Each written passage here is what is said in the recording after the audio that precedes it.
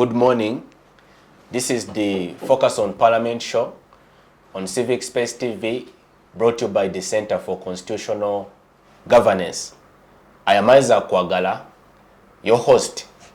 The first set of the regional parliamentary sittings concludes today in Gulu, amid an environment of rancor and acrimony.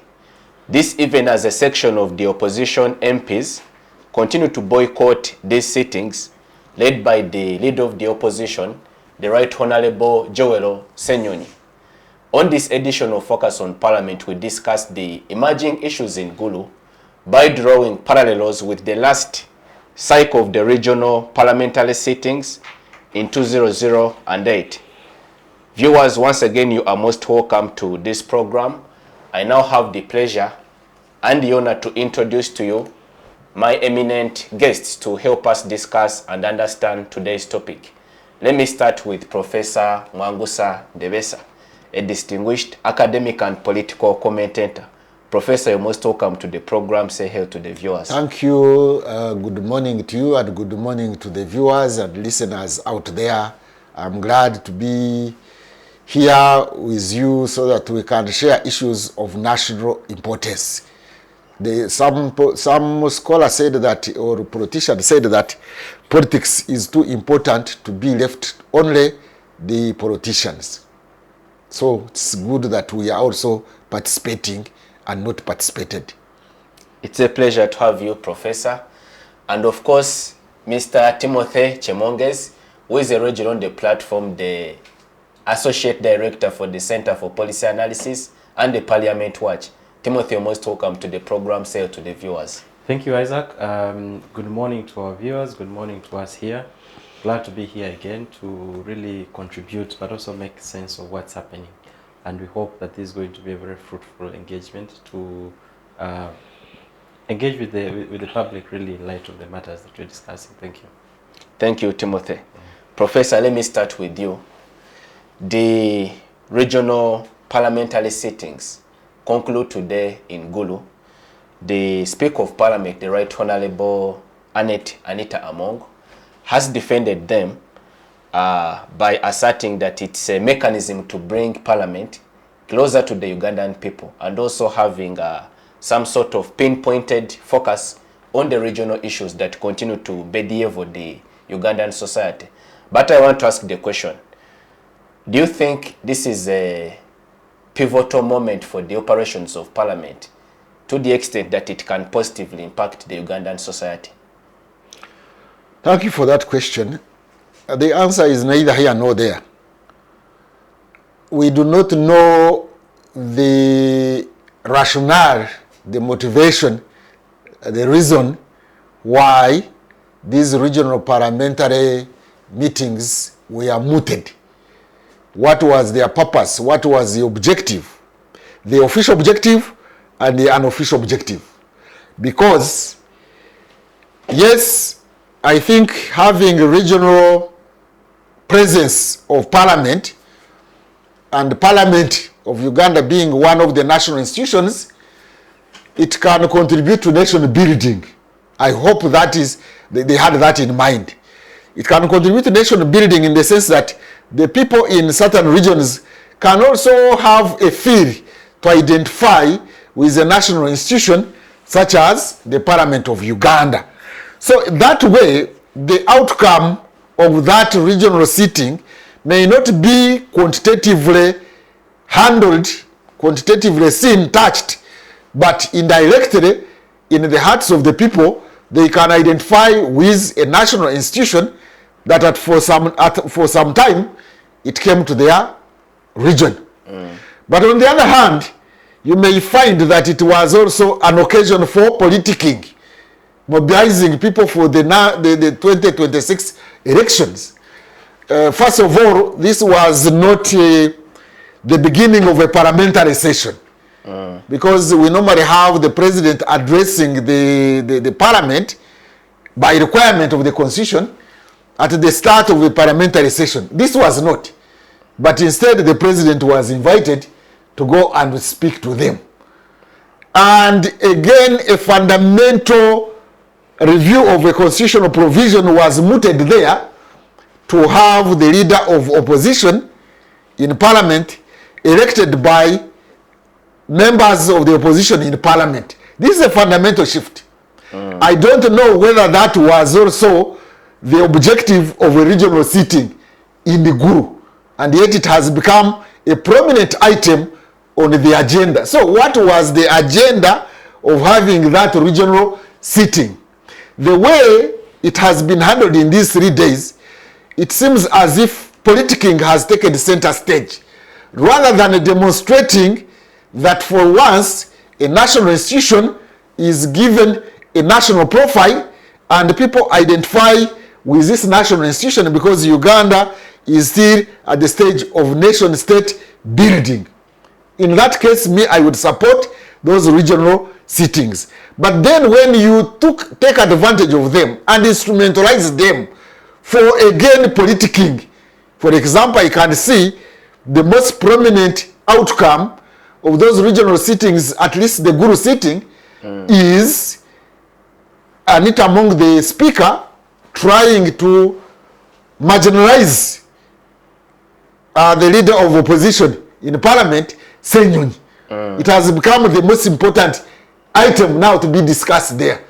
And also even prominently saying that she was telling the people of northern Uganda not to vote the opposition because they had boycotted the sitting in Gulu. And it seems as if that narrative is picking up in northern Uganda, especially among the MPs and maybe a section of people there. They are looking at it from the tribal lens. It has become a tribal lens, a regional lens, to say NUP may have boycotted because they are from southern Uganda, not because they had the principle of not wasting resources, and that is why they boycotted. It has now turned around to be another issue, which was not the original intention, a good intention of having a national institution being identified with different regions of Uganda. Now, NUP is in a quagmire. Senyonyi is in a quagmire, because if you have boycotted the Gulu sitting, will he also boycott the Masaka sitting, for example, or the Mbale sitting or the Mbarara sitting? That's a fundamental question. So he is now in a dilemma. If you were to attend the Masaka sitting, then the Gulu people would justify themselves by saying, you see, he and NUP were against northern Uganda. If you boycott the Masaka sitting, then you will have ceded space now for NRM and the other groups like FDC and I think PLOU, because yesterday when people were, I was listening into, people were introducing themselves as PLOU. So is NUP ceding Masaka and Barara and East? Maybe they can stick on the principle and boycott. But if they participate, the other interpretation will come in. So at the end of the day, the non-nation building issues, which should have been the outcome of these regional sittings, is now being overshadowed by sectarian viewpoints, which is very, very, very unfortunate. Therefore, we have a problem with our political class, that our political class does not moot out certain ideas and practices like having regional sittings with a view to have nation building, but with a view to actually disintegrating the nation, which is very unfortunate. Because the way they have moved this motion, or they have accepted it, is actually dividing the nation rather than bringing it together. And the whole issue of boycott and the narrative and the debate around it is actually nation disintegration. Whereas, in my opinion, the principle of having regional sittings would be a nation building exercise. Exercise in the sense that, as Napoleon put it, that men are led by toys. Here I am including women, I'm not gender insensitive. What he meant is that emotions also matter in politics. Perceptions matter in politics. So the emotional attachment of people in various regions to a national institution such as the Parliament of Uganda can make a contribution, small as it may, towards nation building in Uganda, a thing that we are missing out in Uganda because we lack very many things around which the nation could be built. Uganda misses out on the founding fathers of the nation, and like say Tanzania where they have Nyerere and Kenya they have Kenyatta, we miss out on that one. We miss out on very many things of building a nation. So regional sittings could be used as an instrument, as a tool for nation building. Unfortunately, the political players, the political actors, both on the government side and opposition side, are looking at with a different lens, which might turn out to actually to be more divisive, tribalistic lenses, regional lenses, vendetta lenses, and things like that, which actually is an unintended consequence of regional sittings. Tim, the last time the Parliament adopted this approach by operationalizing the cycle of regional parliamentary sittings was in 2008. That has been over a decade ago. But I want to ask the question, building on Professor's point, is Parliament walking a tightrope? Because Parliament constitutionally is a national body. Its character is supposed to project that of a national outlook. Today we have a Parliament that contends, it is focusing on regional issues as opposed to the broader issues that bedevil the national society of Uganda. What is your view? Do you think Parliament is really achieving its objective, its constitutionally stated objective by holding these regional parliamentary sittings? So thank you, Isaac. I think that in principle, it is immaterial, as you mentioned, on Parliament, where Parliament is sitting is immaterial on its ability to deliver, whether it's in Kampala or wherever. And so Parliament's objective should be on service delivery, but also serving its constitutional mandate. Two, the conversations around bringing Parliament closer to the people is not in the presence of Parliament. It is in its decision, that the decisions that Parliament undertakes or chooses to make or take a specific direction, they should speak, but also they should reflect the needs, the aspiration of the people, which is the primary factor. In fact, you can actually move across the country, and at the end of the day, you find that the issues that you are addressing do not reflect, do not even at any point in time have the aspirations of the people at heart. And so for me, I think that the regional parliament, as it stands now, is typically the regional sittings. The regional sittings. The regional sittings. They are inconsequential, really. We may not be able to realize a lot. In fact, I've had Prof making assessment of, we are not so sure of what the intended purpose was. But this intention actually could be seen from what we are seeing clearly of what's happening. You can see that the political class have hijacked the whole thing, and it is about the political class. There is nothing about the people. Two, so far of what we've seen, the submissions, but also the proceedings that have happened so far, you notice that there is more for the political class than is for the people. Most of the things that we've seen being discussed are not new either way. These are matters that have been in Parliament around when they're sitting in Kampala. Most of those things still recur.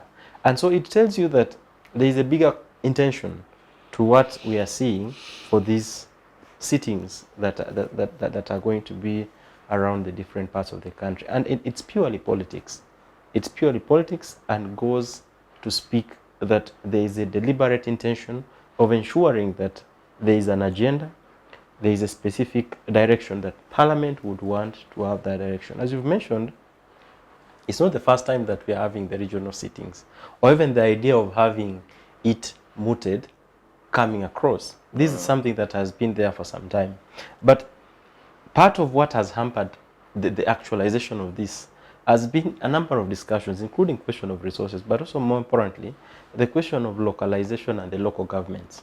We have local systems as established within the laws, that we have the local governments which have structures, which have issues, and they have ways of resolving them, including how the national government interacts with the local governments at that level. And so I think looking at the question of regional sittings, as it stands now, again, just to emphasize, there is not much that we may be able to realize. We've seen, for example, the question of the opposition. Definitely, they won't be in the other regional sittings. That is for sure, because the issues that they are raising, they are not peculiar to the northern region. The issues that the opposition are raising are questions to do with the value for money, the manner, but also inclusivity, but also the impact of all these processes. So those are fundamental issues that they are raising. And so definitely, they won't be on the other regional sittings. On the consequence that seems to be projecting is very unfortunate, that you see progressively the leadership within Parliament seems to be taking, and some of the members of Parliament seems to be taking the approach of going up front on the office of the leader of opposition, of wanting to open it up, which I think is also another bigger discussion that we may want to have. I think for it not to get lost within the discussions that we are having. And so I think that there is very little that Ugandans are getting from these regional sittings. More importantly, looking at the question of service delivery. Just for an example, we almost spent 2 hours of members of Parliament just introducing themselves and us getting to know themselves, Ugandans getting to, of what? The president left Kampala, went and addressed the Gulu sitting for 3 hours, typical of him. Issues that ideally, if you look at the submissions, look at the question of tangible outcomes that are coming, whether from the president's address or these sittings, there is very little. And I think for me, the broader discussion again is, does Parliament have the capacity as it stands now to deliver? Does it have the independence to check the executive to ensure that it implements what it needs? I think that as it stands today, Parliament is cornered. Parliament has relieved itself within the precepts of the executive, and at all times you see that the executive are having their leeway, and so they don't have the capacity as it stands now to check, to demand for accountability, but more importantly, have most of the issues that have been raised on the floor of Parliament addressed. I think there is increasingly the role of Parliament is increasingly a bit becoming problematic, to the extent that it may not be able to realize. Again, if you look at the Constitution's provision on the establishment of Parliament, it clearly provides those mandates. But also, more importantly, it says that Parliament shall protect the Constitution. Parliament shall, for the peace, unity of this country, at all times execute its mandate as provided in there. And so I think those are some of the things that we may want to look at. And maybe just to conclude, is to say that regional sittings, as we've seen now, and listening to the proceedings that we followed, you see that the leaders are becoming more actually divided than they were. You see the MPs are all scampering around, to want to make this presentation, want to, quick, and there is no time. So that time is so limited to have something substantial, but also that's a factor of being disorganized. Ideally, plenary should be plenary. Even in Kampala here, it does less than 30% of the total work. Much of the work is done within the committees, and it is in the role and the mandate of these committees, sectoral or standing committees, or even ad hoc committees within the institution of Parliament, that do all this work. And if they have done a good job, there is very less work to be done in the plenary sitting. And so it tells you that the whole regional sittings were disorganized, not well planned, not well intended, and they may not realize the intended objective. And therefore, The people who are being shortchanged are the people of Uganda, specifically within those regions. The question of resources, value for money is another factor to look into, but also more importantly, is on the ability of these institutions to independently protect and enforce the law as provided for in our legal system.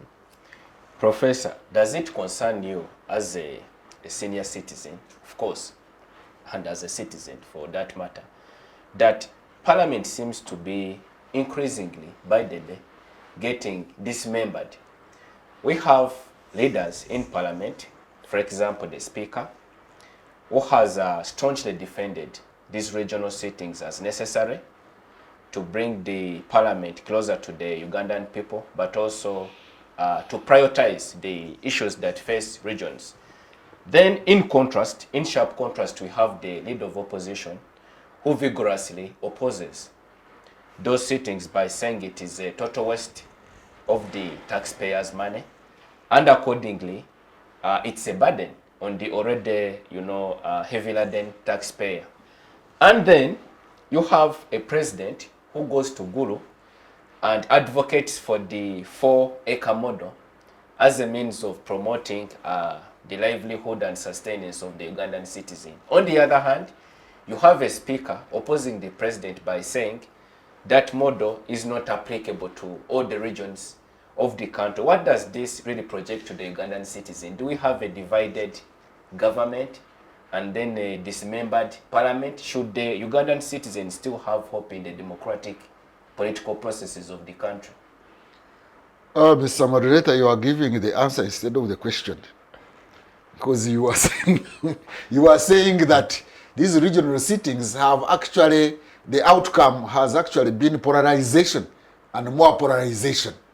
We expected that the regional sittings framework would be an occasion for political harmony. Instead, it has demonstrated political disharmony.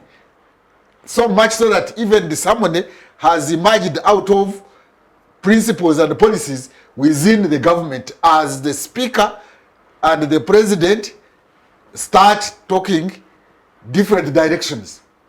So that is what has highlighted the whole regional sittings. I think it is because the agenda of regional sittings was not clear and it was not discussed. There should have been a dialogue of what the regional sittings will achieve, and therefore that agenda would now be taken to the different regions of Uganda.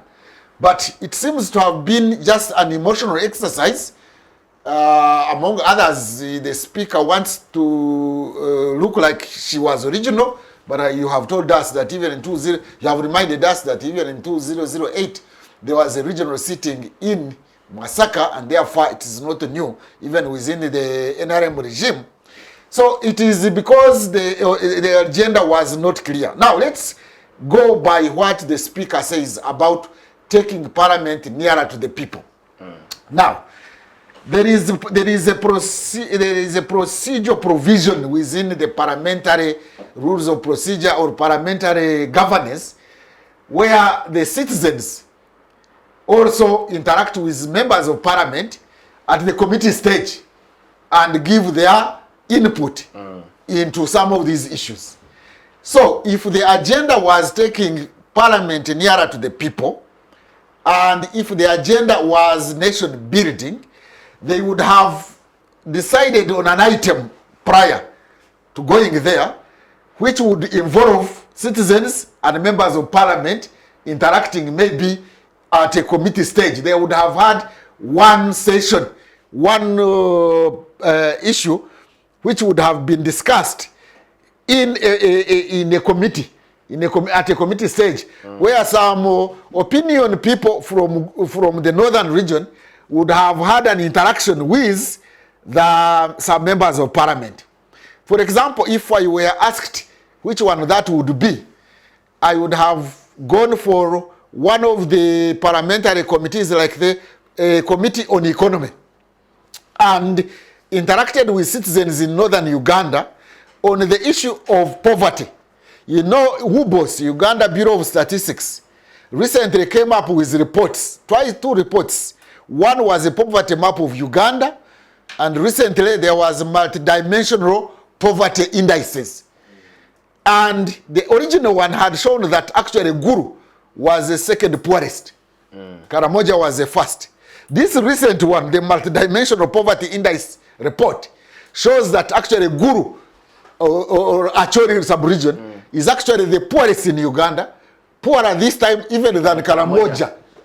And I thought that then members of parliament would have taken advantage to meet the opinion leaders in that region and say, you have been found to be the poorest. What do you think is the problem?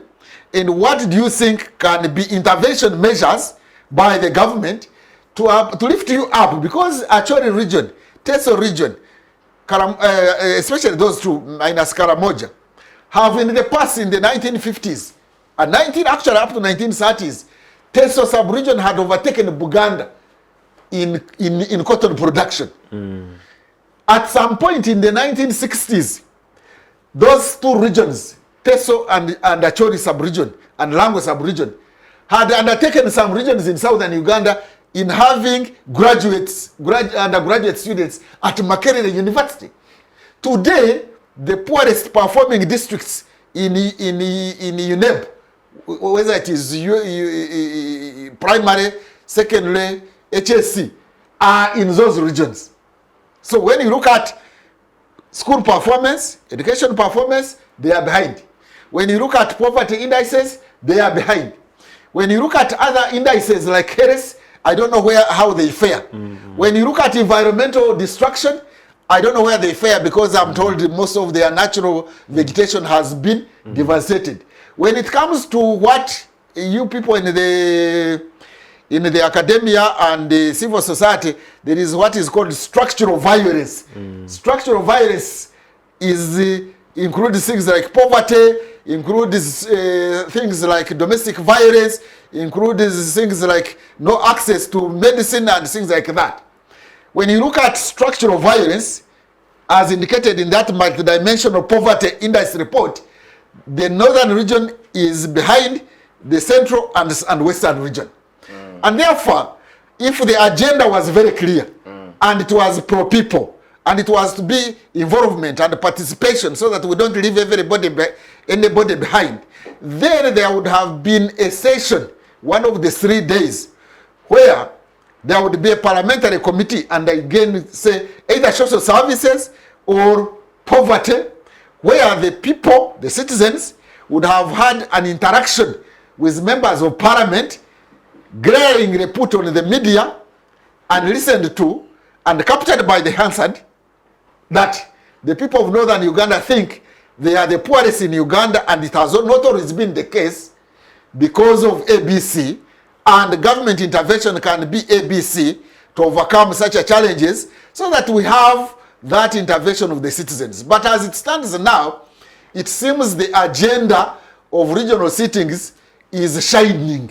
Members of parliament as an institution, leadership of parliament, shining, having national profile, appearing big, and that they are here, they are your national leaders, when there is nothing in substance that has accrued out of these sittings by way of outcome and the fundamental transformation of Uganda, either in attitudes and narratives or in actual policy processes. Speaking of actual policy processes, Professor, the President, in his own words, while presiding over the first session of the regional sittings in Gulu, said he has competently diagnosed what is the problem of Uganda in terms of economic development, and he's encouraging and recommending the application of his 4-acre model, which interestingly the speaker disagreed with.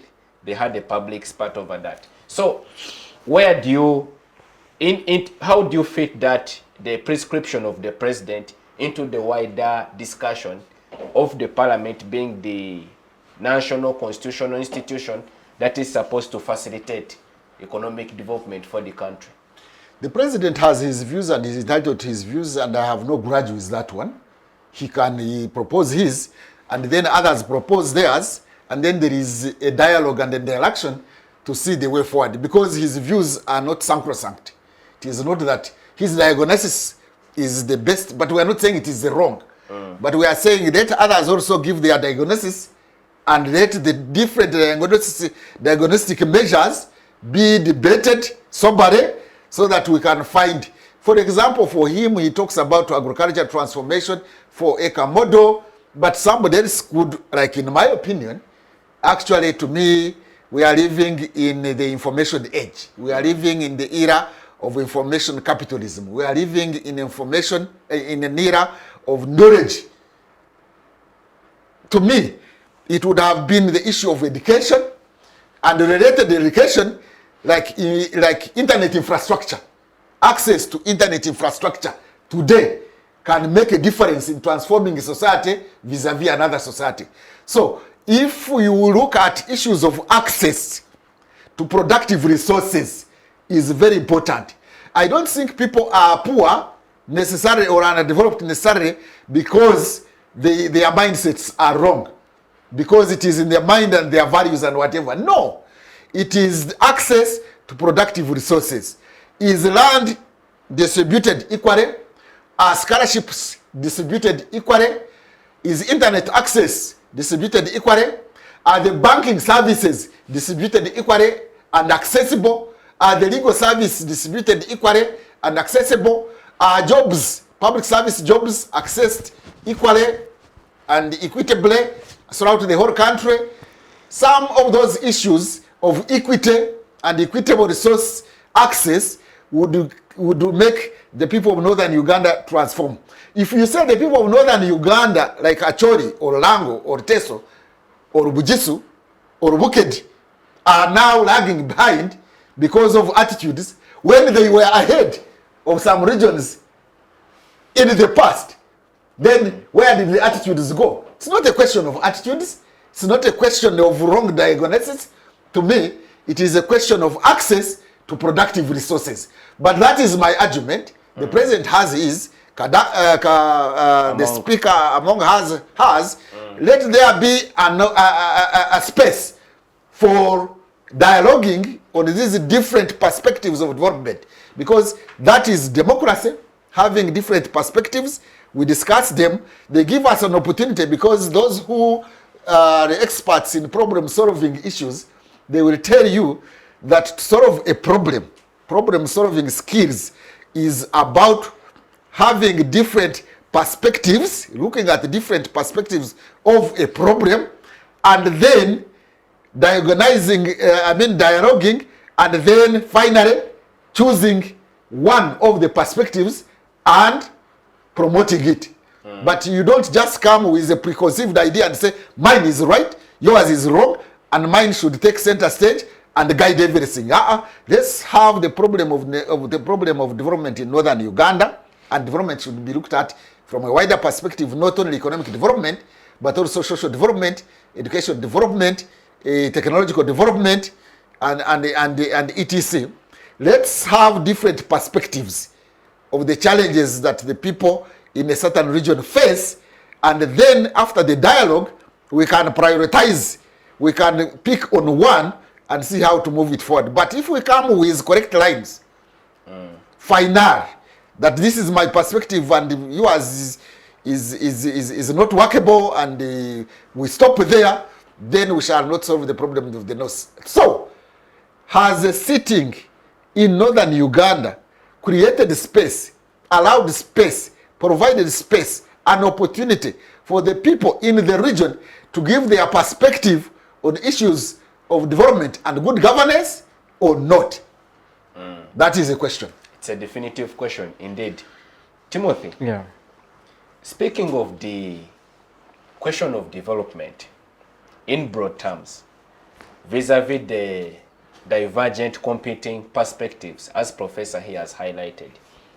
Yesterday, I think one of the MPs from northern Uganda was called to give a testimony of her experience growing up in the region during the very difficult times of the NRA LRA insurgents in the north. And she highlighted as one of the achievements of the government the restoration of peace, which has facilitated economic development as an element of the broader term that is development. So I want to ask the question, from your perspective, is it really the only essential thing that it is sufficient to simply have peace in northern Uganda and as a result development is guaranteed? Because Professor here has argued rather vigorously that development is also multidimensional.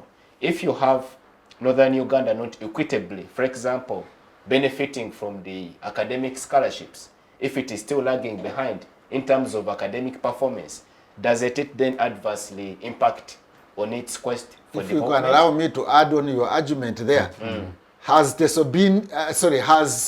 Busoga been affected by insurgency? Has Buked been affected by insurgency? How come that those regions are equally poverty when we look at the poverty indices as given by WBOS? Timothy? Yeah, absolutely. So maybe on the first part of your question about peace, I think we cannot underestimate the importance of peace in facilitating development, but also where we are at as a country.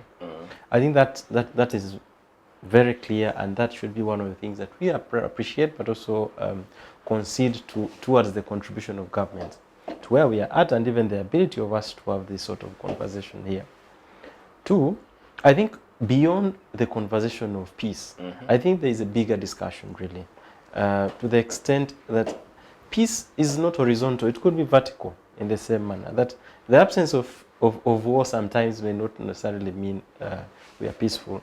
There are bigger things, or there are factors within the society, either economic, social, or whatever in nature, could contribute to the discomfort of how the society relates, how society views things, but also how they relate with the question of governance and structures within their localities and within their country.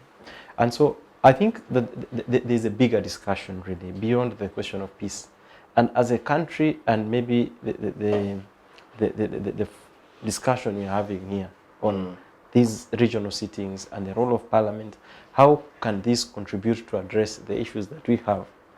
The discussions around the regional sittings and Parliament broadly, of course, we have to structure them within the mandate and what Parliament is expected to do. And we've actually said in the past that Parliament exercises so much power within the mandate that has, that if it was intentional and intended to have specific things done, most of those would be realized. I think it is unfortunate that sometimes politics override the question of development, the well-being of the society, and it becomes a political society. And therefore the focus is only on the political class, and the bigger population of the bigger scope of the population actually suffers and does not have a lot of hope.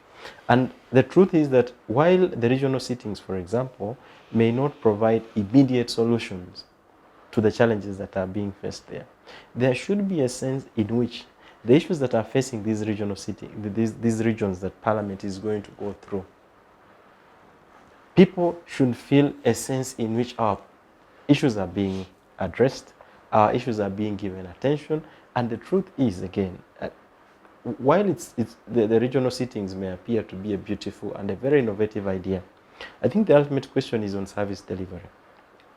How do these sittings support service delivery? Are they? I think not. I think there are better ways. But even if that would actually have been opted to do, there are more organized ways of doing things. We have leaders, we have committees, we have local government, we have leaders, and largely speaking, we are overrepresented, in fact. And so we needed to have committees, we needed to have leaders within the region before, and these needed to have actually be preceded, properly thought through during the budget process, so that we have committees going there, we have thought leaders, we have people sitting together to understand what the issues. When Parliament is coming to the area, it is simply to take action and to pass serious resolution.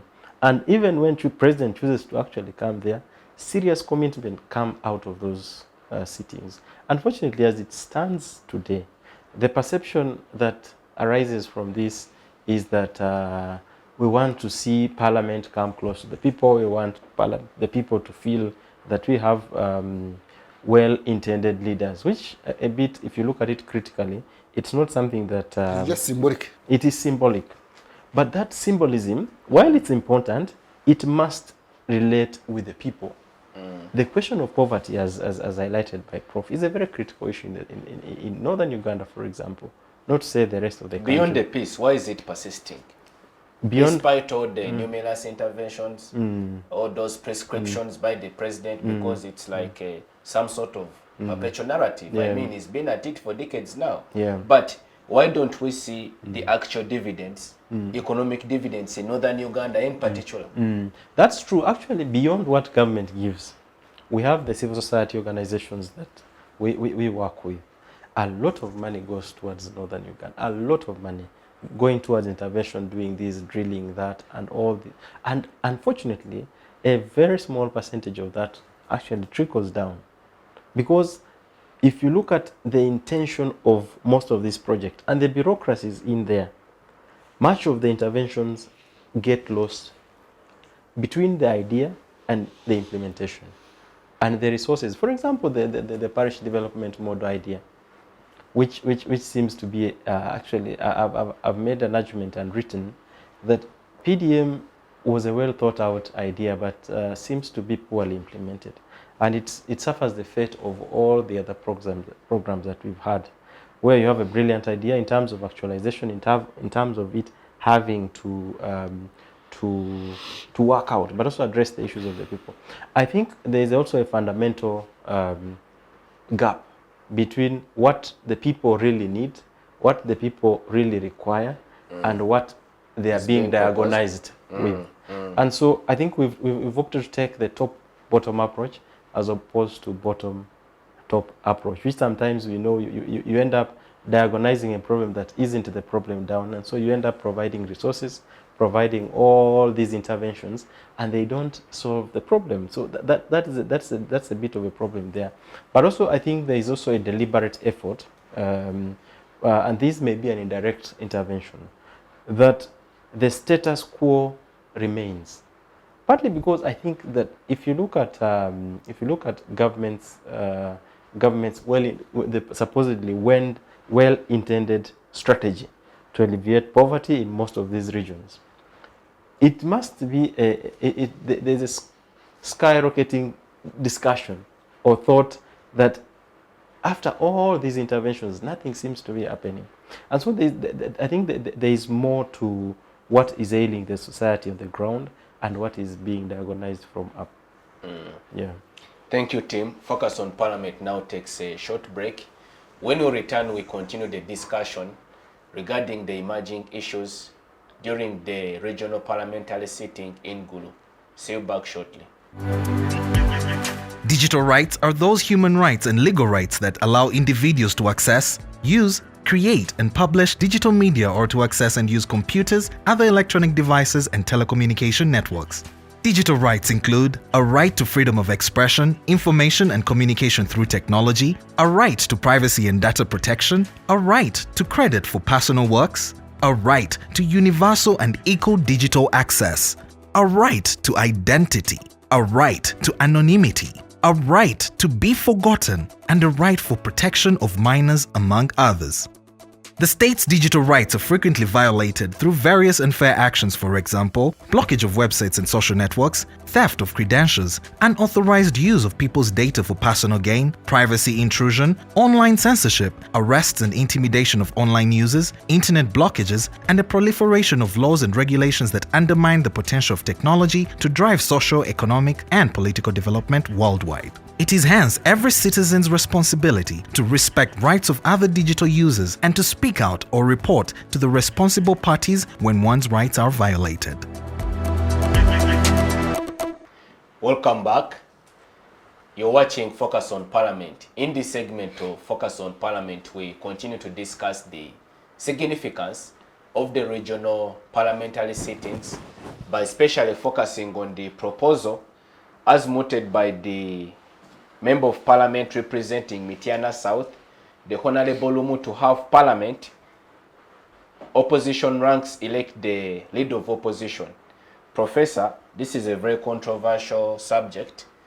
I do not know if it will adversely impact the practice of democracy in the country as we understand it, as postulated in our constitution. But what is your take? Is it appropriate for Parliament to introduce a measure to walk away from what we have today, where the majority party has the prerogative to appoint the leader of opposition and then have the broader ranks of the opposition now elect? You see, the answer to that one is neither here nor there. It must have a criteria, a logic. If you are looking at democracy in itself, in other words, if you are looking at issues of justice and fairness within the opposition in terms of electing their leaders, looking at it in itself, to me, it is an idea that can be debated and we see where to go. However, this motion has been brought in bad faith. It is not in good faith. The speaker herself contradicted herself. I was listening. When the other members of parliament in Gulu were suggesting certain issues to do with development and good governance and human rights in the different areas of Uganda, she shut them down and said, no, we have brought this sitting in Gulu, let us focus on issues of Gulu. All of a sudden, the following day, the first motion to be tabled and passed was that idea of the member of the leader of opposition to be elected by the all members of opposition. That is an indicator that actually it was brought in bad faith. In bad faith, because earlier on anyway, the speaker had talked ill of Senyonyi. So it seems they are targeting Senyonyi, not in bad faith, so that we look at it in terms of democracy, which stands for justice and fairness. Lumu, the mover of the motion, is a member of the Democratic Party, and he's from Central Region. I have a suspicion that his seat is under threat by NUP. So it doesn't mean well for NUP. So why not do some disorganization of NUP? 3, the idea and the acceptance of the motion to come to give leave was done against the background of this friction between the speaker and Senyonyi, the leader of opposition, and NUP. You could see the speaker is politicking, and the other day she was saying, since Senyonyi has asked the members of opposition and NUP not to attend the sitting in Gulu, you northern Uganda people do not elect NUP. NUP people should not come here for votes. So when you tie the knots, you realize that actually the motion was brought in bad faith, and therefore it is likely to be passed in bad faith. If that is the case, even let's look at it from the justice point of view. Why don't you also allow, or why don't you say that the NRM, the ruling party, which chief whip, should also be decided, not his election, but whether the chief whip should be appointed by the president, the chairman of NRM, should also not be done that way. That let the chief whip also be elected by members of NRM. Are you getting the point here? Why don't you decide? Why don't you say the same thing, so that the motion now goes for both of them? That the leader of opposition in parliament should be elected by the members of parliament from opposition, and the chief whip of the ruling party should also be elected by members in parliament of the ruling party. Why do you give it to one side and not the other one? Why? The answer is obvious, that this is machinations. These are political machinations mooted by the ruling party in this case to elect an NRM-leaning person to be the leader of opposition. In other words, to get rid of opposition in parliament. That is the bad face I'm talking about. In other words, anybody now, if that is the case, the leader of opposition in parliament is going to be indirectly elected by NRM, just like they did to the members of IARA, East African Legislative Assembly. So this is political maneuvering. This is political manipulation. And that does not augur well for one. This is from Hamsandebesa. Does not augur well for nation building. There are people, I have said it severally, and I will continue to say it, who say Uganda, it has existed, will always exist, but it has existed for only 130 years anyway. There never used to be Uganda. There were communities in Uganda, but there was no Uganda. But even this one, which existed since 1894, can disappear. Yugoslavia, where is Yugoslavia? Yugoslavia was a powerful one country. It is now 6 countries. You know, where is the Soviet Union? Just about 30 years ago, Soviet Union was how many countries? Even this Ukraine, which Russia is fighting, was part of Soviet Union. Where is Soviet Union? Where is the Khartoum government or North Sudan to talk about? Where is the Democratic Republic of Congo? Where are they? So let's not play around with nation building in respect of politicking around. I don't see why the whole idea of electing the leader of opposition in parliament should come in Gulu, should have come up in Gulu, and should have been facilitated by NRM. Because if it is a case of justice, democracy, fairness, then let the leader of UPC, of NRM, in government, in parliament, that is the chief whip, be also elected by members of NRM in parliament. Then we shall say that the speaker and honorable Rumu, yeah, that they are about justice. I would have expected Rumu, just honorable, to have come up with a private member's bill suggesting that the leader of opposition in parliament and the chief whip, or the leader of government business anyway, the prime minister now, I don't know who, the leader of government business in parliament should also be elected by parliament. Then would say that is a question of justice and fairness. So what they are doing is just malice. That's political malice. And that does not augur well for nation building, because the other people will go with anger. You see, there will be anger bottled up that this motion was brought in bad faith, targeting an individual, and that individual and his supporters will never, ever forgive the mooters and promoters of that motion. And the promoter of the motion is Anita Mong. Although it was mooted by Rumu, but I think the promoter is Anita, the speaker. Tim, let us spotlight the unity of the broader opposition in parliament. A member of the opposition, Honorable Rumu, mooting a proposal on the floor of parliament in terms of a motion to have the law amended for the wider opposition ranks in parliament to elect the leader of the opposition. But without also suggesting that the leader of NRM in parliament should also be elected by members of NRM in parliament. Is this, in your assessment, is it democratic reform as he has justified it? Because to him, his rationale is that he wants to avoid a situation where one party, a dominant party in the opposition ranks, oppresses the other minority parties. Or is this motivated by malice like Professor is suggesting? Absolutely, I can't agree more with what Professor is saying.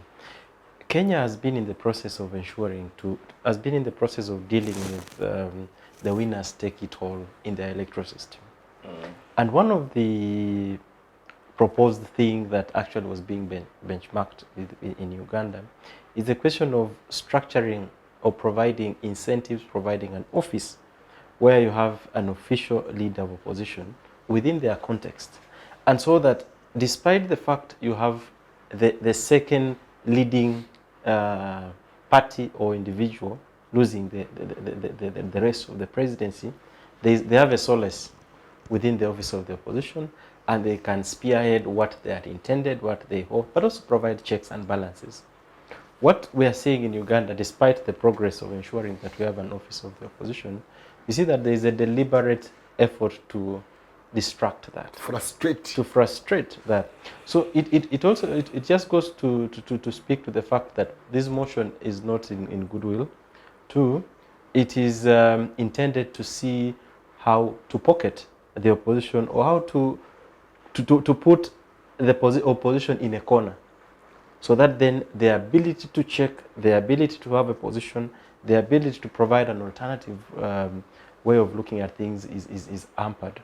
In fact, I look at this from the ongoing recent endeavors by Senyonyi and this team, specifically first within the commission, where Senyonyi has come out very clearly in light of the operations of the Commission of Parliament, which is chaired by the Speaker, and highlighting the manner of operation in there. That may have not augured well with the leadership of Parliament. Two, the continuous decision by the opposition, or specifically the leader of opposition, to provide alternative ways which are totally different from those that the leadership of Parliament are proposing, which in a democratic dispensation should be allowed. It is healthy. The opposition should use both the overt and the covert measures to ensure that they can communicate and they can express their displeasure or their disgruntlement. And so this route that the opposition have taken of stepping away from plenary sitting, it's actually one of the options available to the opposition parties or the opposition largely to express their dissatisfaction on specific things. And I think that is also not right to have an opposition that is fully, in total agreement with everything, especially those things that are not right. If things are right, that's fine. I think looking at this move, it's purely selfish, but also it's from a very distracted Parliament, looking at things which shouldn't be looked at this specific point in time. There are bigger discussions, there are bigger things that Parliament should be focusing on, as opposed to who is holding this position, how does this. The other, I think, and the bigger picture is this move is successful, if successfully passed, would scatter the opposition. Imagine, for example, having Honorable Asuman Basadiro, the only MP of Jema, leading the 56 members of Parliament from NUP and the other political parties. Say you have the FDC and the other group. You have a minority opposition member who is in favor of the NRM leading a group which may not necessarily agree with him, and so you disorganize. So it's an approach by, I would imagine, the leadership of Parliament, but also partly by the executive, to disorganize the opposition and their ability to collectively think. And looking at the ongoing politics, where you have the opposition increasingly taking very firm positions in light of specific issues that are happening in Parliament, whether they are right or wrong, that's another whole discussion. The opposition have the right to take a position in light of all the issues that are happening there. It is clearly within their mandate. Of course, there are concerns around from the leadership that you can't be in the same space with us, receiving resources of the same nature, and you are sabotaging all the efforts that we are trying to put in place. And so it's a pushback. But this is a loss on the democratic dispensation and what Professor calls here the nation building. I'm yet to have a better understanding of what that looks like. But I think that there's a bigger intention looking at the rare hand, and I see this just beyond the leadership of Parliament. An invisible hand? There is an invisible hand. especially coming from the executive, to scatter the opposition. Already, the institution itself broadly is already disorganized. Its independence is in question. Its ability to hold the executive is in question.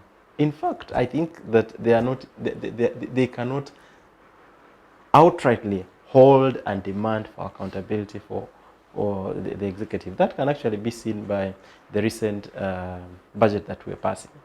While the institution of parliament thought and made the changes in areas that they thought this budget should focus on, you saw the executive led by the president coming out very outrightly, putting very firm position and saying, no, we must take this direction.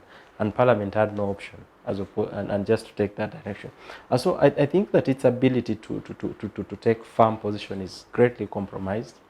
Two, looking at it from their mandate of legislation, oversight, budgeting, most of those, they're as good as written down in the constitution. So that is greatly. So I think the whole institution of parliament, as it stands now, is just further degenerating. And the few benefits that the few things that will still be hanging within the institution of parliament are being distracted. And so that also speaks to the fact that the institution of parliament seems to be more focusing on politics. They are more interested in who is holding what position, who is doing this, as opposed to ensuring that service delivery, the needs of the people are addressed, the people that they represent, their views are reflected in the decisions that they make, and more importantly, ensuring that they can contribute in a healthy manner towards the growth of democracy. Because again, you don't want to be in a space where you have the second losing party or individual in the presidential race actually having a zero result of all the effort. I think that the initiative that we are in today was envisaged that in the event you lose election and you have the majority of the opposition, then you get the position of the leader of opposition, an institution, an office that will enable you to check, but also see how to contribute what the ideas you had to the ruling party, and in any way ensure that you can be able to provide meaningful contribution to what's happening in the country. Professor, beyond the discussion of the operational aspects of parliament in terms of the regional parliamentary sittings approach, are you convinced as a citizen that this parliament, the 11th parliament as currently constituted, has the capacity to execute its constitutional mandate? What constitutes capacity? We may have to unpack that word capacity. First of all, they have the legal mandate to do what they are supposed to do. Charged by the Constitution, yes. But Yes, do they by have the the capacity individual and collectively? Yeah, that's what I was coming to. Capacity, first of all, comes from the values and principles that people hold. From what I judge, the Parliament of Uganda and its history, it has no capacity to move this country forward. Let me illustrate by giving one example. Even when they were in Gulu there, they are talking about, even when they were introducing themselves, I listened very carefully. I am the chairman or secretary of Rango Parliamentary Group, of Vankore Parliamentary Group, of Bujisu Parliamentary Group. That's what they were saying. One would have expected one to say, I am the chairman of the Progressive Forces Group in Parliament. Another one would have said, I am the leader of the Conservative Group in Parliament. Meaning, progressives throughout the country, whether in Kisoro, or Kotido, or Kampala, or Bundubujo, or Sebei. To have nationwide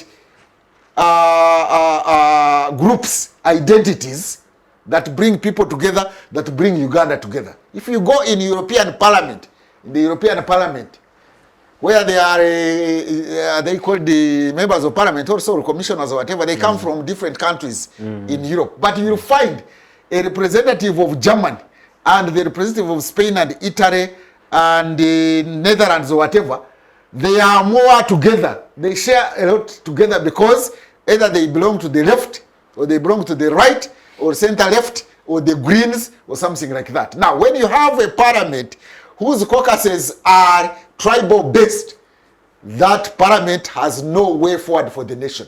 There is no agenda for the nation when the most prominent parliamentary groups in committees in parliament, which come to the mind of any member of parliament to mention, is that I'm a member of the Busoga parliamentary group.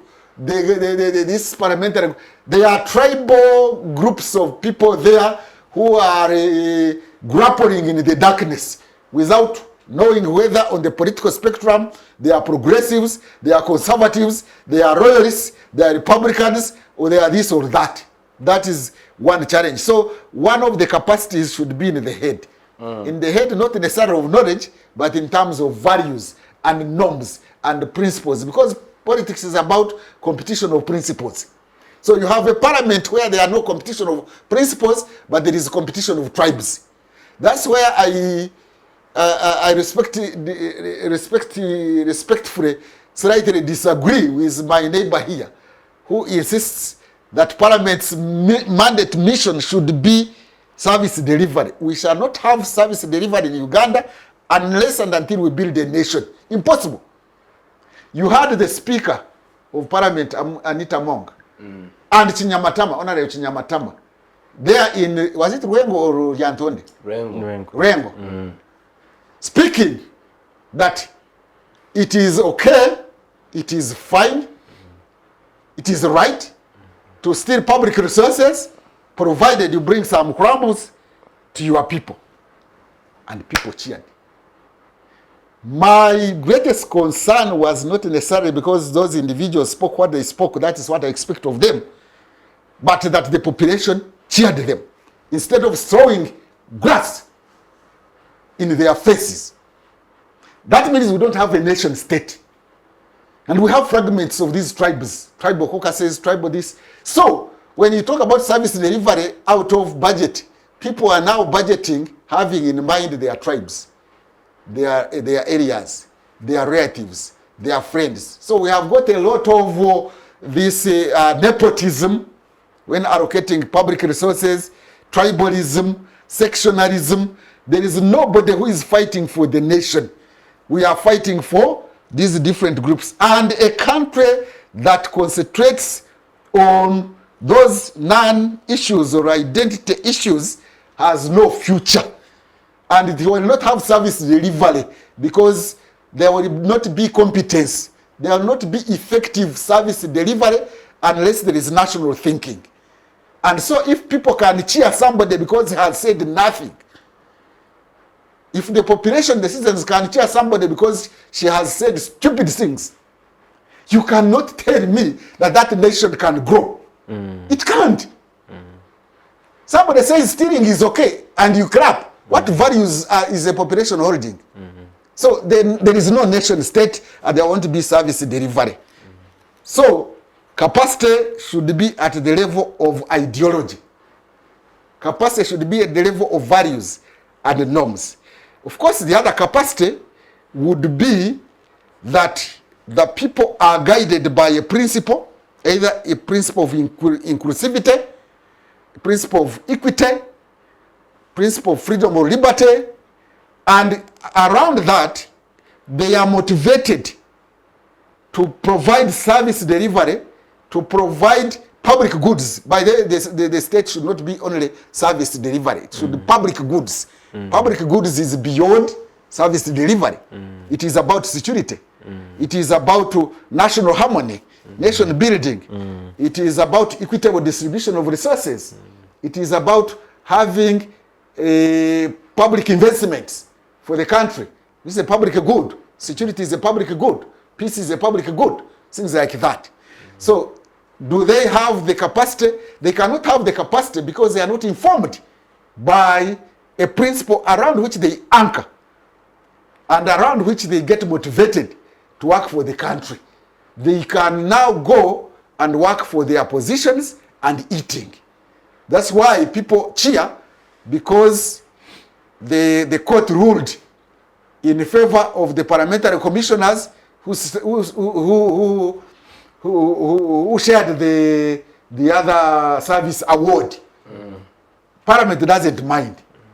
Parliament is there, they are laughing, they are eating, they are in Gulu enjoying the muogo there and the other perquisites that they have gone there with, without addressing the exhibition.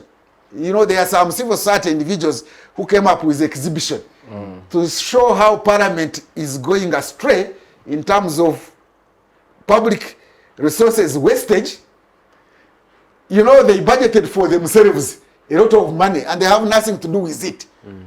You saw Parliament was buying former speakers' vehicles. I know that the former speakers got a service award, kind of a honorarium that they took. Then they brought them huge gasolers of vehicles.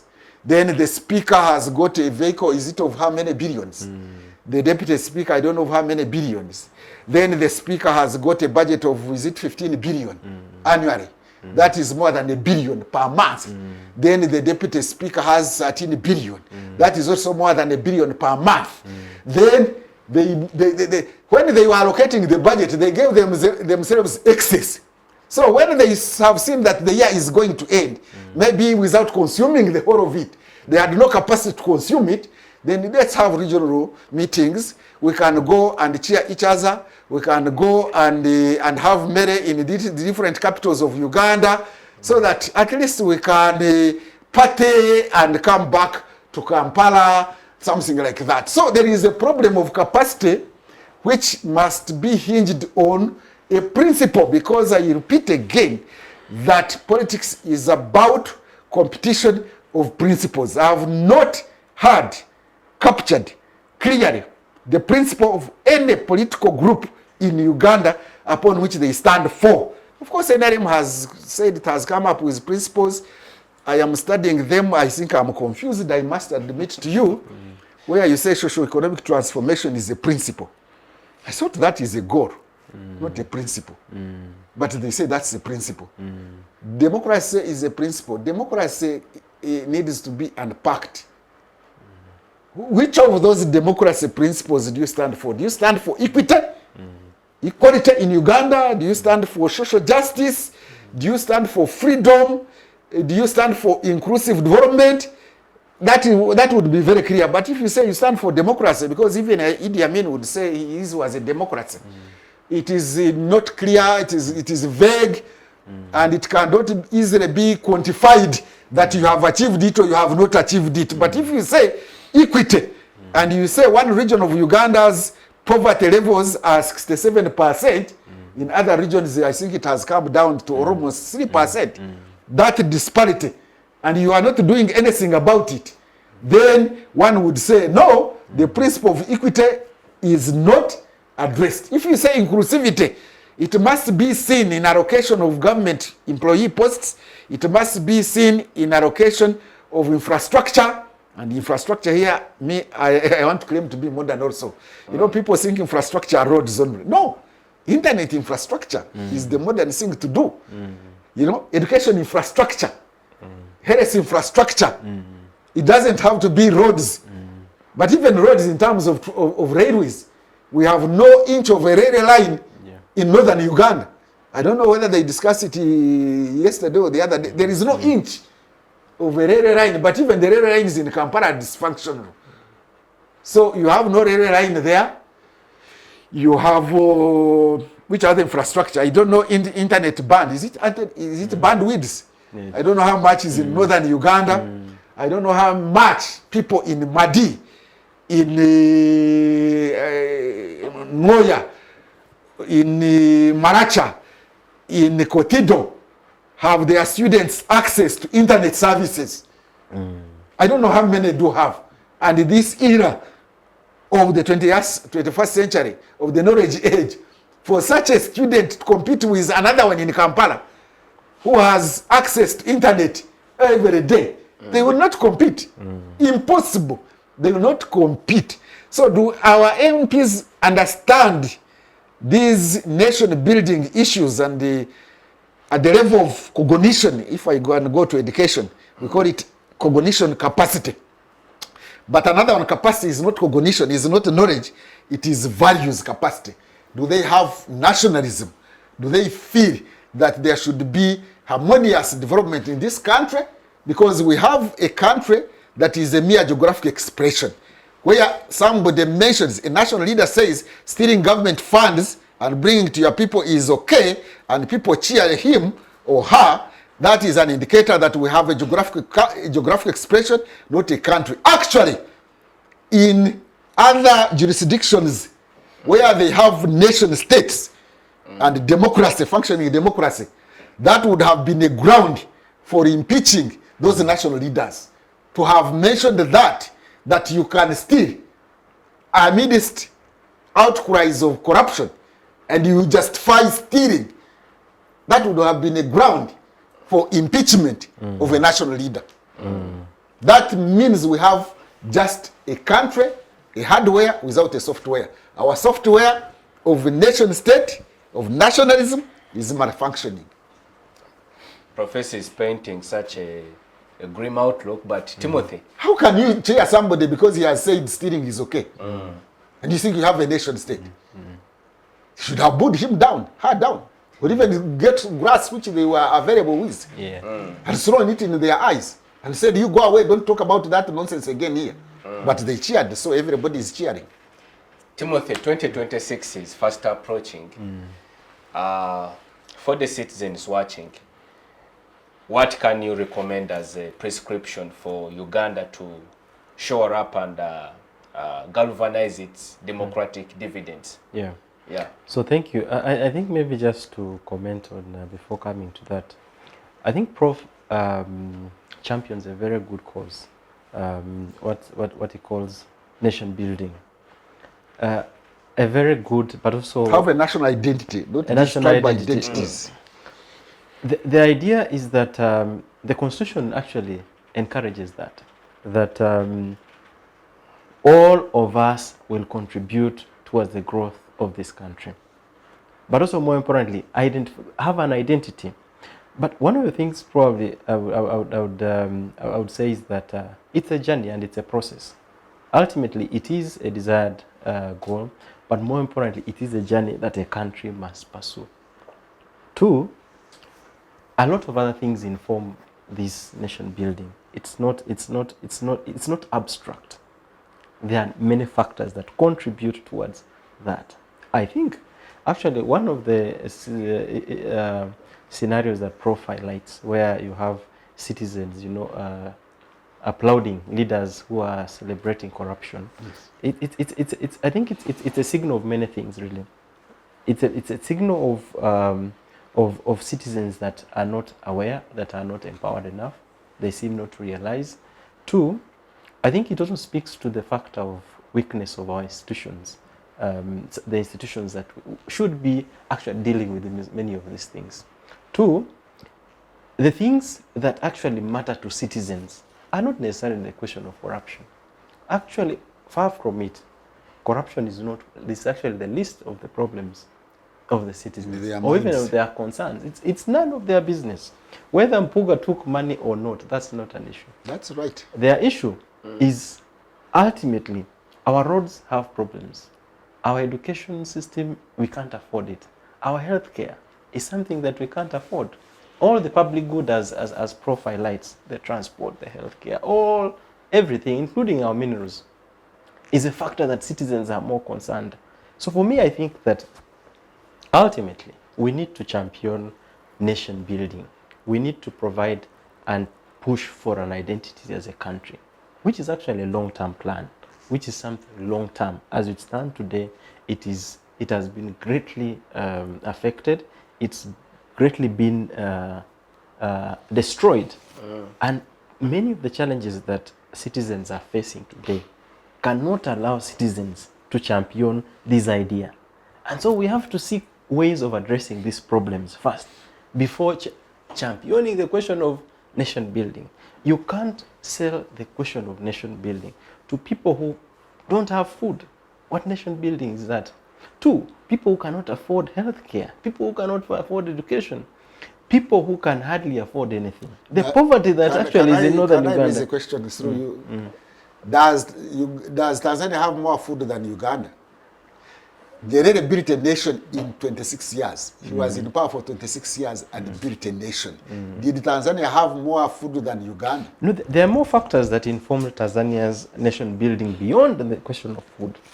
I think that the history of Tanzania is a bit unique. And looking at the factors that brought them together, including the question of food, as Prof says, the question of language, and many other factors. But also the ability of the leader at that point in time, who was Nyerere, to understand what exactly... the leader which he asked. We don't have leaders in Uganda who actually can champion this cause. In fact, most of them, as Prof actually could have highlighted, they are more egocentric. They are more about themselves. So which is a bigger problem. And so for me, my concern is, while we have a bigger vision, a bigger goal of ensuring that we have cohesion in the country, we have leaders that can exude national unity, can present a symbol of unity. Most of them don't. So there are things that we must push first of all, and more importantly, because ultimately the unity is for the people. And if the people do not understand, and the issues that citizens are facing, if they are not addressed, it is the question of nation unity is an illusion for me. We must seek to address, we must seek to strengthen the systems that are there to be functional, so that then you exude the question of patriotism. For example, we've seen the state on many times championing and even putting in place programs, the Chankwanzi, all those things, clubs of all the things to promote patriotism, which could have been a good thing. But most of those, while they are good, they are frustrated by the day-to-day things that are happening in the country. You seeing the nature of abuse of resources that we see in our government does not exude the question of patriotism. It affects that. It actually encourages the young people who are more passionate about getting resources, but also quick developments. Actually, when they get this opportunity, it's not about the nation. It's about, and I think so, the idea is we must all agree that first of all, we must work towards nation building as a matter of fact. But we must practice it. We must, because it's progressive, we must progressively work towards that. But before we get there, we must emphasize that some of these things within the society that contribute towards that are addressed. Notwithstanding that it's a good idea, there are more things, because you can't chase nation building. Are we on the right path in that progression? Is the trajectory correct? Definitely not. Definitely not. Why? The leaders that actually should be championing this, it's none of their business. 2, the citizens that should be part of this process, and which is the most important thing, which is the core of this whole progress of achieving nation building. The citizens are totally distracted, and that's not one of their things. In fact, the citizens as it stands today, they seem to be fighting for the daily bread, and not the issue of nation building. It is not one of their major focus. In fact, if you look at the people who are actually concerned greatly about the question of nation building, they're accountable, including Prof here. But majority of people may not even understand, and not because they don't want it. It's because there are a lot of distractions in the society that cannot allow them to think about nation building. People are dealing with daily challenges, no resources, question of poverty, healthcare, and most of these things. How can I start thinking about nation building when I can hardly access simple and clear service deliveries? But I think, Prof, maybe that's something that we can discuss later. I wanted to give the deliberate effort of Tanzania and Chama Cha Mapinduzi nation building, which was not just waiting for the progression to take place. They first identified the challenge of Tanzania along these two identities, the Muslims and Christians. As you may know, in Tanzania, they are almost half-half. And therefore, if you are not sensitive about that division within Tanzania, you could easily split the country along those lines. So, quietly, even informally, without putting it in the constitution, they have been dividing the presidency along those lines. Did you know that? Can I mention? The first president was a Christian, Nyerere. The second president, Mwinyi, was a Muslim. The third president, Mkapa, was a Christian. The fourth president, Jakaya Kikwete, was a Muslim. The fifth president was Magufuli, a Christian. The seventh president is Suluhu, a Muslim. Do you see how they are balancing? So that you don't tamper with this sensitive balance because of Muslims versus Christians. It can't be by default that in Tanzania, each president who succeeds, the other comes from the two factions in Tanzania. That's deliberate to create a nation. But in Uganda, we are not sensitive. Since independence, are Ugandans, are you people aware that we have never had a Catholic president since independence? Are you aware? Yet they constitute the majority. Yes, they constitute the majority. None. Chiwandika, who was there for a short period, whereas before independence. But since independence, the first president was Mutesa, he was an Anglican. The second was Obote, Anglican. The third was Idi Amin, Muslim. The fourth was Rure, Anglican. The sixth was Benaisa, Anglican. The seventh was Muwanga, Anglican. The eighth was Obote, Anglican. The ninth is Museveni, Anglican. Don't you think somehow Catholics would feel they are excluded in that position? And yet, as he points out, they constitute half of the population of Uganda. You know, people have not been sensitive about that one. But even regional balance. But that is not the only factor I'm talking about that hinders nation building. But we should be sensitive, as Tanzania was sensitive, realizing that they are divided between Catholics and Muslims. So, today, northern Uganda generally is the poorest compared to southern Uganda. So, is the country sensitive and cautious that this can polarize this country in such a manner that we cannot be harmonious? We look at Karamojong street kids on Kampala roads. Actually, not only Kampala, Jinja Street, Mbale Street, Sorot Street, you find those Karamojong people. And you just laugh by, you look at them, you maybe pity them, and you just go by. When they grow old, where do you think they will go back to Moroto? They are going to go to the suburbs of Kampala here, and they will shoot us. They will find you even in your gated community house and shoot you from there. And you can even see the space. We have denied space to the poor people in Uganda, even to socialize, because all public spaces, physical, I'm talking about physical, have been cordoned off by either investors or by government. Look, Constitutional Square has gone. You can't go there to socialize. It is cordoned off. Kororo has been closed off. Makerere University is the latest victim. There used to be Freedom Square, where students could go and express themselves in whichever manner. It has been cordoned off now, fenced off. Because if you go there, the police come, you are finished. So people cannot, the students in Makerere cannot express themselves. That has now become a private property of government. You go to here, Kamocha, there used to be a place, now it is a petrol station. It was supposed to be a place for people in Kororo and those in Chifumbira, I think, Salam, to once in a while meet so that the rich and the poor can meet. All our beaches have been cordoned off by the rich. You can't go there unless you have got more than 100,000 in your pocket. Meaning the poor and the rich will never meet. Now you have schools which are segregated. There is an official apartheid in schools. Those from rich families don't go to UPE schools. They have been going private schools, now they have gone to international schools.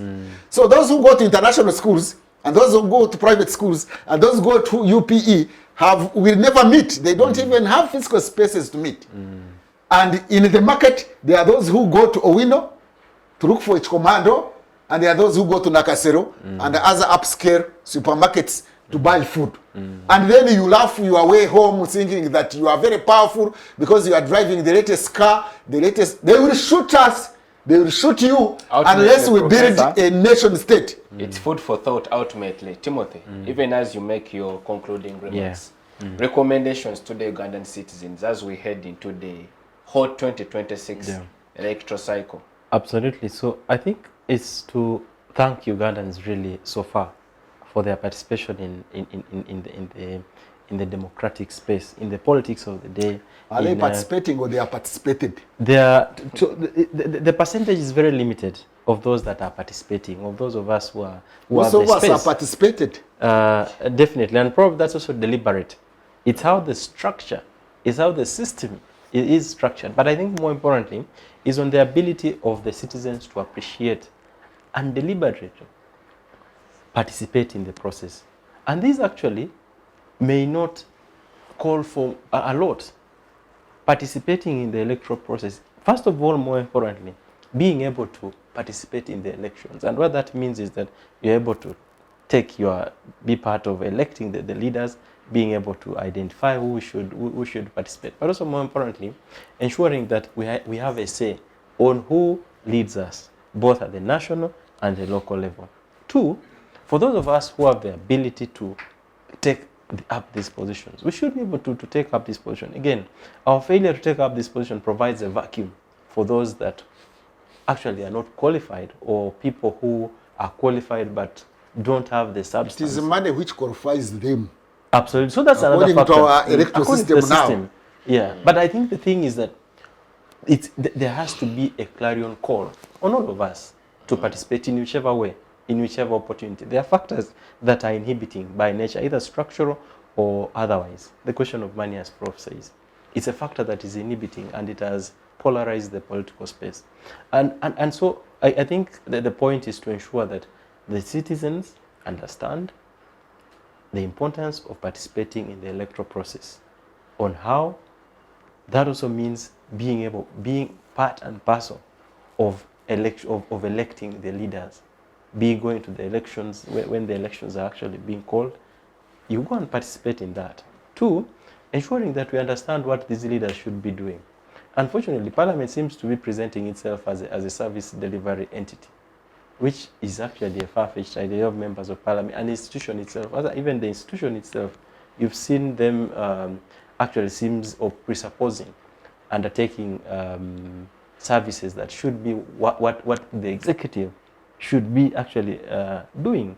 You find them actually doing many of the things which the executive, which is a sign that they failed to hold those should be doing accountable. And so I think that for us is to ensure that we can continually encourage our people, encourage the societies to be part and parcel, understand what it means, so that we're able to have an accountable government, an accountable system, but also we have citizens that can demand for accountability and transparency, and also provide checks. Thank you. Thank you, Timothy, for sharing your perspectives with us on the program. Professor, your concluding remarks on the program and some patriotic guidance for the citizens watching out there. I would want to conclude that Parliament should shape up and work towards nation building. Parliament should not be a site for magnifying our differences that we have already in this country. And we should not have the winner take it all mentality, attitude, and norms. Actually, this country, I think, must rethink its electoral systems, and we go for proportional representation, whereby each party that contributes a certain percentage of votes in the country must have an equal percentage representation in Parliament, and also we have proportional representation of committees of Parliament according to performance, so that we move away from a situation where you would have had, for example, FDC at one time almost had 35% of votes in the country around, I think, the person of Chiza Besigye. But in Parliament, they had, I don't know what percentage, very minute percentage of members of Parliament. Even now, if we can say Noop, around the personality of Chaguranyi and Noop, the percentage, the national percentage, I think is high. Isn't it more than 30%? Yes, that is 6. So if we had proportional representation, we would have also 36% of members of parliament from NUP alone, without even talking about the other political parties. So a country that is forging a nation that is not yet a fully functioning nation state should, I think, deliberately have a system of elections of proportional representation. Get away from this winner take it all. You can imagine in Uganda it is winner take it all. Once you have won somebody by, even if it is 1%, then you take everything. And the other ones remain. That's why in continental Europe, which actually has got more functioning democracies than USA and UK, continental Europe, they all have proportional representation. In fact, globally, countries that are more stable and harmonious and with sustainable functioning society have proportional representation system of elections. And those which are more polarized have got the winner take it all system. Thank you, Professor, for sharing your thoughts with us on the program. Once again, I must appreciate you, Timothy Chimonges and Professor Mwambusa Ndebesa, for your able participation on today's edition of Focus on Parliament. Many appreciation and thanks to the viewers for keeping us company from the start up to the conclusion of this program. Much appreciation to the production unit for keeping us live on air. This is the Focus on Parliament show. Our dear viewers, please engage us on our various social media platforms. We are on X, we are on Facebook. You can subscribe and watch this program on our YouTube channel. We'll see you next time. Be blessed.